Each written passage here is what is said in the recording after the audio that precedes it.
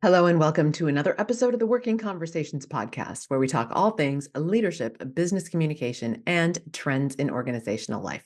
I'm your host, Dr. Janel Anderson.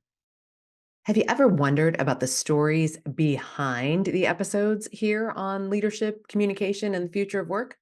Well, today we are pulling back the curtain on working conversations and diving into questions that matter the most to you, our listeners. From the nuances of effective leadership to the latest trends shaping the workplace, this Ask Me Anything episode is your opportunity to get the inside scoop on the topics that we explore on the podcast and the insights that we share. So join me as we answer your burning questions and discuss the ideas that drive our conversations, spark innovation, and transform the workplace. All right, I am so excited to do this episode. One of my favorite types of episodes to listen to on the podcasts that I listen to are these Ask Me Anything episodes. So I have gathered up questions that have come into me over the past couple of months, whether they be in email or in direct messages from my social media channels or other places where people find me and listen to the podcast. Now, I've grouped them into two large buckets. One is questions about the podcast and the content that we cover on the podcast. And then the other group or bucket is questions that come to me about maybe more about me. I mean, they're personal/professional. So, what I've decided to do is do two AMA episodes. The first AMA or Ask Me Anything episode is going to be those professional ones about the podcast, leadership and communication, and the future of work. And then next week, I'm doing another episode that is also Ask Me Anything. And those questions will be more of the personal/professional realm, productivity, goal setting, and all the things that pertain to me and how I operate professionally. All right, so let's dig in to this first group. And again, I have grouped this group into three main areas: questions about the podcast, questions about leadership and communication, and then questions about the future of work. So let's dive into those podcast questions. The first one is: what inspired you to start the Working Conversations podcast? And really, what inspired me to start the podcast is questions from my audiences after I finished a keynote speech. So, lots of times people would come up to me with wanting to know more or wanting to get a review of some of the things I talked about or wanting to share some of the key concepts with other people in their life, whether that be their coworkers, their friends, their family members, or spouse or partner. And I just got thinking, what if there was like a bite sized way to share some of the content that I deliver on the stage with people who either want to review, people in my audiences, or people in my audiences who wanted to share? So that's really where the idea came from. So that's why you'll see, if you've ever been in one of my audiences, you'll see some overlap between the topics that I talk about on stage and, of course, the topics that I talk about here on the podcast. And sometimes the podcast is an experimental ground for things that then end up on the stage. And sometimes the podcast is a place for a quick recap of things that have been shared on the stage so that they are more shareable for others. All right, so that is what inspired the podcast. Next question about the podcast is: what can we expect in the future on the podcast? Well, I loved putting this Ask Me Anything episode together. So I think you'll hear an Ask Me Anything AMA episode at least once a year, maybe a couple of times a year. And in fact, we are putting a link on the website to a form that you can fill out if you have questions that you want to ask for the next Ask Me Anything episode. So it's just simply my URL, janelanderson.com/AMA for Ask Me Anything. So that's going to be a place for you to submit the questions. And of course, you can continue to submit questions in the same format that I received these questions. That would be email, social media DMs, and other places that you find me and asking those ways. All right. You can also expect more interviews. This is something that people ask me about every time there's an interview episode. I usually get some feedback from people saying, "Oh, that was awesome. Bring more experts on the podcast." So instead of doing interviews just a couple of times a year, I'm hoping to at least get them in every other month starting this fall. And we'll see how that goes. And then maybe in 2025, we'll have at least one episode per month that's an interview. Now, if there is a topic that you would like me to find an expert on, or somebody specifically that you would like me to interview on the podcast, let me know. So drop me a DM on any of the social media channels or drop me an email. I would love to know who you would like me to bring on the podcast. Please, please let me know. All right. Now on to leadership and communication. So I got a few questions in this category. So let me talk about these one at a time. So the first question under leadership and communication is, what do you think the most important qualities of a successful leader are in today's workplace? All right, so I came up with four. I couldn't just limit it to one or two. The first is flexibility and willingness to change. Our world is changing so fast all the time, whether it's technology changing. I mean, we've had AI and all sorts of things happen over the last few years with remote work and the like. But really, your flexibility and your willingness to change is paramount in terms of you staying successful or gaining in your success in the leadership area. And I don't care if that's leadership like you're managing a huge team of people or leadership like personal leadership and you're leading yourself. Regardless of how you want to think about leadership, you need to be flexible and you need to have a willingness to change and explore change. If you're not, you're just going to stagnate. All right. My second most important quality is optimism and having a growth mindset. If you don't have that growth mindset where you are willing to think positively about whatever it is that's happening, you are going to limit yourself. So, optimism and having a growth mindset. And I've done a podcast episode here on growth mindset. So, we will link that up in the show notes if you need a refresher on growth mindset. The third most important quality that you need to have as a successful leader is curiosity. We always have to be curious and questioning things to learn and grow. Again, otherwise, we're going to stagnate. And curiosity is so helpful when things aren't going your way, just to take that curious approach and say, what can I learn from this situation or what could I be doing differently? Also, curiosity about other people's motives and other people's perspectives when you're not getting compliance or cooperation from others. Curiosity is your friend, it is your superpower. And then the last skill and important quality I want to mention is communication. You really need to be in communication with people as a leader in order to be effective. And that means giving updates even when there are no updates. If you've heard me speak in person, you may have heard me talk about MSU or making stuff up. And that's what human beings do when we have an absence of information. So making sure that you are staying in communication, especially in those moments where there's nothing to communicate or there are no updates, the human brain is going to fill in that vacuum with probably something that's more akin to gossip or something that's not accurate. So that's where I say making stuff up or MSU. And you could insert your own word for S that begins with S if you don't think stuff is strong enough. In fact, I often joke that over a cocktail, I would use a different word that began with S when I talk about the human brain making stuff up. And some of you have advanced degrees from MSU. You have PhDs, or you have coworkers or direct reports who have PhDs from MSU making stuff up.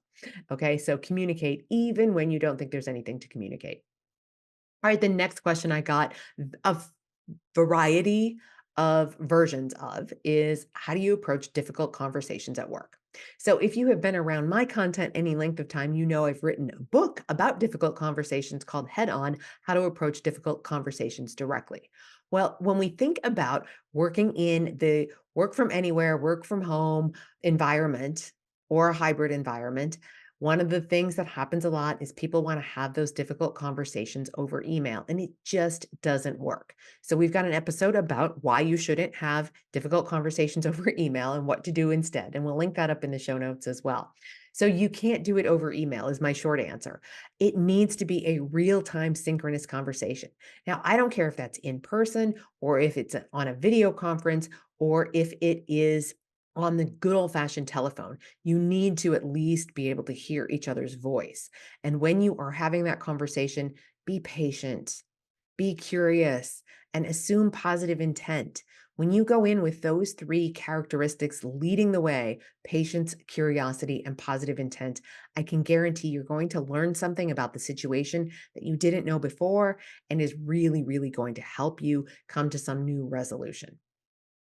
All right. And then the third question I got, again, I got a few variations of this question, but it's how do you handle feedback and criticism? So this is the third question in the leadership and communication arena.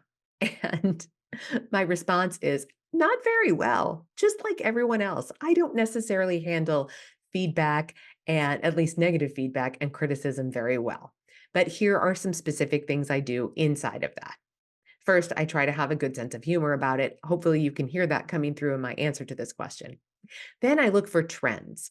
So if I got some feedback from, let's say, an audience, let's say I was speaking to 350 people and one person didn't like the presentation and overwhelmingly the other 349 loved it. Well, then I'm going to take that in context and I'm going to say there's not a trend here. There's an outlier. There's a one off that I didn't resonate with or something like that. Now, it doesn't mean I'm going to completely discount the person who didn't land that I didn't land with, but I'm going to treat that a little bit differently. And I'm going to look specifically at what was it about that feedback where the person just didn't land. Now, if it just didn't resonate and I wasn't their person, well, I'm not going to be everybody's person and I can handle that. But sometimes there's a very specific thing that I said or did that offended somebody. Now, when I have that specific feedback, I really take that to heart and I work with it, and it requires a certain sense of humility. Maybe I used a word that was offensive to somebody. Now, I want to understand how I used that word and how I offended that person. And I want to really look at my language. Now, was that person being unreasonable, or was there something about my language or something I said or did that I need to really take a look at? So, when there is that one off feedback, I do specifically look at it. Now, if somebody just like they didn't like me, I'm not going to worry too much about that. I'm not going to lose a lot of sleep about that. It's still going to hurt me a little bit, but I'm not going to lose a lot of sleep about that. Now, I want to also acknowledge that the way I handle feedback and deal with the criticism is going to be different from if I had a manager. So, my manager or the people that I am beholden to in terms of feedback and criticism are the people in my audiences. So, when I get that feedback from the people in my audiences, again, it's different than if I was getting feedback directly from my manager. But again, I'm going to look for trends. And then the next thing I do is I implement a waiting period before I respond. Every once in a while, somebody will send me an email. In fact, I got one of these not too long ago from somebody who is a longtime listener to the podcast. This was, I don't know, maybe 6, 8 months ago. They sent me an email that said, "Hey, I think you were really pro management in that episode. It sounded like it wasn't very employee centric and it was all about what managers should do to keep employees in line." And of course, that was not necessarily my intent by any means, but I sat with that feedback for a couple of days first before I replied to the listener.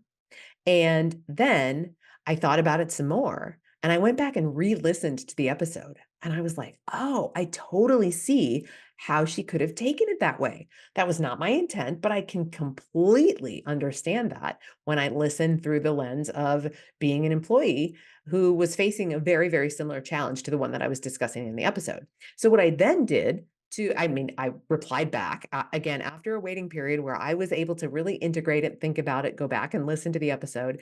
And then I realized what needed to be done is I needed to address that same issue, but really from a very pro employee side. And so I did a follow up episode on that same issue, again, from the employee's perspective. So I take this waiting period and I look for the truth in the feedback because sometimes I just don't feel like there's any truth in the feedback. That's where the waiting period comes in because then I can implement some humility and be intentional about what I do with the feedback.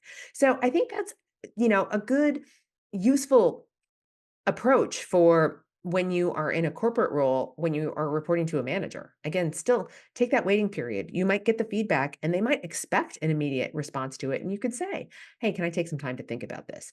And then you can look for the truth in it and be intentional with what you do about it. All right. Now, I also got, oh my gosh, a slew of questions about the future of work. So I chose three and I kind of consolidated some of the questions and massaged them into just down to three questions. And these are the kinds of topics that I usually talk about on the podcast anyway. So you may be hearing some deeper dives into some of these questions. All right. So the first one was a little bit more personal to me. How do you stay updated on the latest trends and research in your field and in the future of work? Well, I read widely. I am always looking, and I have a handful of Google alerts that are going to give me the latest things that are happening in the world as they relate to the topics that I talk about. So, first of all, I have a lot of information feeding to me based on what I do professionally, and that is immensely helpful. However, I don't stop there. I also, in reading widely, I love to read a newspaper, a good old fashioned paper newspaper or print periodical of any type, whether it's an academic journal or the Harvard Business Review or MIT Sloan magazine or the New York Times. I also read my local Minneapolis St. Paul Business Journal in paper format. I am a subscriber and I get the paper format in the mail. I also read the articles on the website as well because there's more on the website than there is in the print version. Now, people ask me, why do I like to read a print version of something? Well, remember I was saying, I have these alerts set up and there's a lot of information coming to me. Well, that information is curated based on my interests, based on my professional curiosities.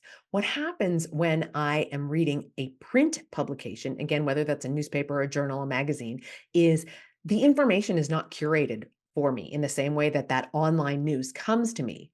The print version allows me to see what else is going on that isn't maybe something I would intentionally draw into me. And so it gives me new ideas and it helps me see the future coming in ways that I wouldn't necessarily be looking for. So it might hit another industry or sector.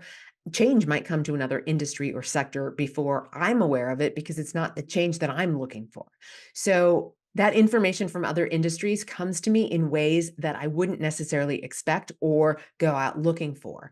And when things hit another industry or sector before I'm really aware of the change or shift, it helps me immeasurably. So it is invaluable for me to pick up print publications from time to time, again, on a weekly basis for my local business news, but also with a lot of other things on a monthly basis. I get the Harvard Business Review magazine in print. And again, when I'm looking at those things, I'm coming across articles that would not necessarily come to me based on what I'm curating. So it is incredibly, incredibly helpful. Another question I got is, what skills do you think will be most in demand in the future workplace? Communication above all, and communication across all modalities, not just communication face to face, which is what we used to think of as communication, but now also how you structure your emails, whether you're using constant, always on modalities like Slack or Teams chat, whether you're picking up the phone. I mean, we did the episode on telephoneobia about how people are afraid to pick up the phone these days. So, really, really honing your communication skills and being intently dialed in on what other people's communication styles and preferences are so that you can meet them where they're at, because that's where you're going to have the most impact. Even if it puts you out of your comfort zone a bit to get into a modality or a communication style that is different from your own in order to get your point across and in order to really understand both your internal customers as well as your external customers, your boss, the people who directly report to you, and all of the above. The second skill that will be most in demand in the future workplace is customer service. And again, that could be your internal customers. I want you to be thinking about your employees, for those of you who are managers, as your customers. If you're a direct report, think of your boss as your chief and primary customer. And then you probably have colleagues that you work with on a project basis in other departments or other parts of your organization, and think of those as your internal customers. And then if you are in that customer facing, external customer facing role, of course, your customer service skills are just absolutely paramount. Increasingly, people are not being loyal. Your former customer base is not being loyal in the way they used to be, whether they're shopping for price or they're shopping for quality of goods and services. When they have an amazing customer service experience, it will keep them with you. So, customer service. And then, third, leadership. Now, I was talking about leadership before, but here I want to distinguish leadership with a capital L. That would be those of you who are in formal leadership positions in your organization or want to be, and then leadership with a lowercase l. And that is leading from the side, leading yourself, having that sense of personal leadership and speaking up about things when there's something to say. So, leadership is going to be a critical skill. It has been a critical skill for decades, but is going to continue to be a critical skill in the future workplace. And really be thinking about, when do I lead with that capital L and when do I lead with that lowercase l? Even if you have lots of direct reports, you're leading with a lowercase l when you're leading up in the organization or when you're leading across with your peers. So both are important. And then the final question I'm going to address in this Ask Me Anything episode, and I have a lot to say about this, but I'm going to keep my response short. It is again in that future of work category. And I get this question a lot. Are we ever going back to the office forever? How is this whole work from home, work from anywhere, return to the office hybrid thing going to shake out? Well, here is the thumbnail sketch of my answer. And I will be doing a whole episode coming up soon on this because I've been getting this question so much. I'm distinguishing between the organizations that put people first. Those organizations I have seen really leaning into the work from home, work from anywhere, or hybrid arrangement.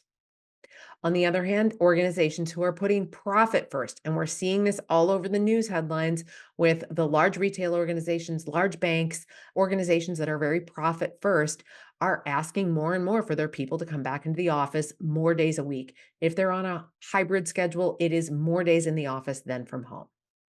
Now, that is just a high level sketch, and I'm sure that's going to just get me a flurry of email and comments right there. But let me also talk about how there is a vast middle ground. It is not easy to just slice organizations down the middle and say, these are the ones that are people first and these are the ones that are profit first.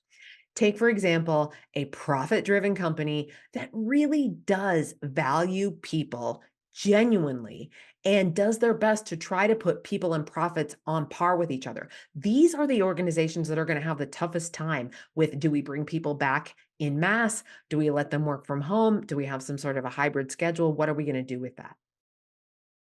So that's it, just in a very thumbnail sketch. Now, I know there is a lot more to say about this, and I really do have a future episode coming up where we're going to dive into this much in a much greater and granular fashion because it is so nuanced. But in broad strokes, people first, organizations are going to get to work from home more. That could be government organizations, nonprofits, and the like. Profit first, these are people whose stock is publicly traded. They are going to be more likely to be the ones who are bringing people back to the office. And we'll dive into the reasons for that and all of the rest in a whole episode just about that. All right. So, my friends, this was so much fun to do this Ask Me Anything episode. Again, watch for part 2 next week when I answer questions that listeners have asked that were more about the personal side of who I am in my business. Questions about productivity, goal setting, how I maintain boundaries between my personal and professional life, and so on. It is going to be so much fun. Also, just like this one was so much fun. So, you don't want to miss it. Remember, my friends, the future of work is not only about technology, it's about the values we uphold, the communities we build, and the sustainable growth that we all strive for. We need to keep exploring, keep innovating, and keep envisioning the remarkable possibilities that lie ahead. As always, stay curious, stay informed, and by all means, stay ahead of the curve. Tune in next week for another insightful exploration on the trends shaping our professional world and specifically that next Ask Me Anything episode. Now, if you learned something or you enjoy this content, please subscribe to my YouTube channel, subscribe to the podcast on your podcast platform of choice, and follow me on social media. These are excellent, no cost ways for you to support me and my work. Over on YouTube, make sure you hit that subscribe button and knock the little bell so that you get notified every time there's a new episode out. You'll find me on YouTube at youtube.com/Janel Anderson, PhD. Wherever you're listening or watching, please leave a review. It helps other listeners find me, and it lets me know that you're along with me for the ride. Until next time, my friends, be well.